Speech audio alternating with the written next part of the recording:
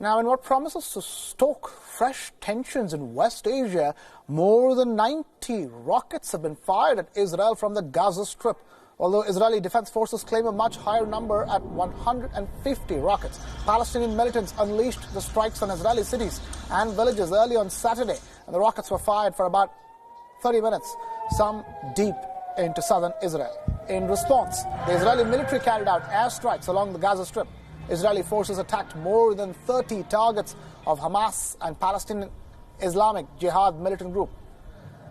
The Israeli forces have accused the Palestinian Islamic Jihad of digging a terror tunnel from Gaza to Israel.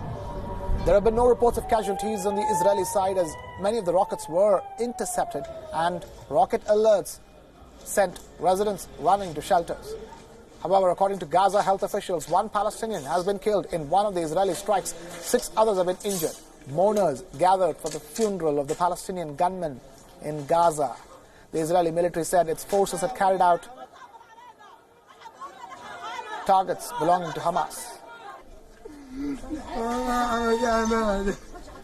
The flare-up follows tensions on Friday when 2 Israeli soldiers were wounded by Gaza gunfire. 2 Hamas militants were killed in retaliatory strikes by Israel.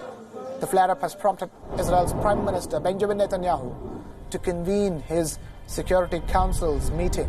Israel has also announced that it will stop the movement of goods and people from Israel to the Gaza Strip. And we have Mayor Javed Anfar, Middle East analyst, joining us live from Tel Aviv here on this broadcast. Mayor Javed Anfar, thank you so much for taking time out to be with us here on WION World is One. This is a situation that has come about after tensions peaked a few weeks ago. Talk to us in terms of how bad is it on the ground at this point in time? Well, first of all, thank you for inviting me to your show. The cities in the south, cities that are within the firing range of Hamas rockets, have opened up the shelters, air raid shelters. And it is expected that people in the city of Ashkelon, Ashdod, and Beersheba, as well as Shderot, we're talking perhaps total of 100,000 people, perhaps less, but the numbers are significant nevertheless. We'll spend the night in air raid shelters just to be sure. We didn't expect the situation to flare up. There are various theories out there as to why it has. But one thing is for sure, Prime Minister Netanyahu wants peace and quiet at the moment because Israel is about to host a Eurovision Song Contest, which is a song contest of different European countries. And about 1 billion people will be watching it at the end of this month. And, having a conflict with Hamas at the moment does not serve Israel's interest. And it seems that Hamas knows that. Right. And 90 rockets is where our last count is at Mayor that have been fired from into the Gaza Strip, into the Israeli side from the Gaza Strip, and now the retaliatory measures are on as we speak. And in terms of that situation, talk to us. How long will retaliatory strikes continue? We don't know, and to be honest with you, Mr. Kumar, the Israeli Air Force is one of the best in the world, but there's only so much you can do against Gaza. If it was I would have more confidence if we were fighting the Syrian Air Force MiG aircraft than the targets in Gaza. You can target Hamas and Islamic Jihad. These are like very small cells, and you hit them, they don't, it's not going to impact things. We have to do it, but this is a situation at the moment. There is very high unemployment in Gaza. The economic situation in Gaza is deteriorating. The economic situation in Gaza should be improved. And there have been money. There's been $15 million in cash counted in $100 bills that has been handed over to Hamas from Qatar, with Israel allowing the transfer through, even though Israel accuses Hamas of being a terrorist organization. But it seems that Hamas wants more money, and they have realized that the way to get more money is to attack Israel, to make Israel nervous. And they know that Israel right now, because of the Eurovision Song Contest, wants peace and quiet because it's a very important month for Israeli tourism and for Israeli PR abroad. So they're hoping that Israel would go now to the Qataris and tell them, look, give more money to Hamas just to calm the situation.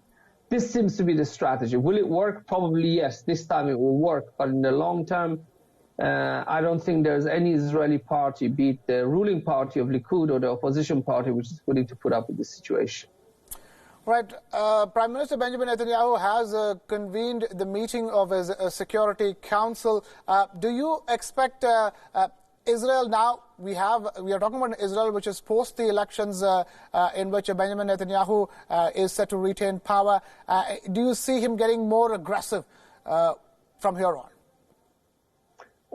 Well, not at this point, because he hasn't managed to form a coalition government. He's still in talks with various parties in Israel in order to assemble a coalition government.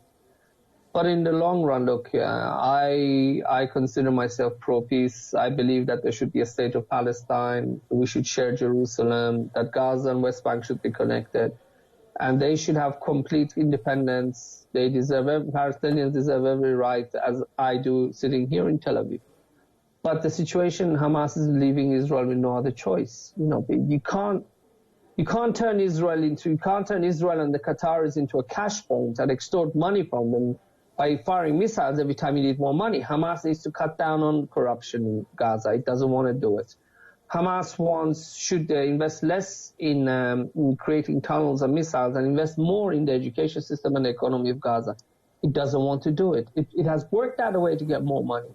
And it makes it very difficult. What other option does the current Israeli government have? Yes, for now, people are going to grin and bear it. We're hoping that this is not going to be a long-term situation. But in the long run, I'll be honest with you, I don't think Hamas is leaving another choice other than war, unless if it decides to continue with its current strategy. Yes, we in Israel have some responsibilities, but Hamas also needs to start taking its own responsibility as leader of Gaza to fight corruption and to invest in Gaza's economy as well.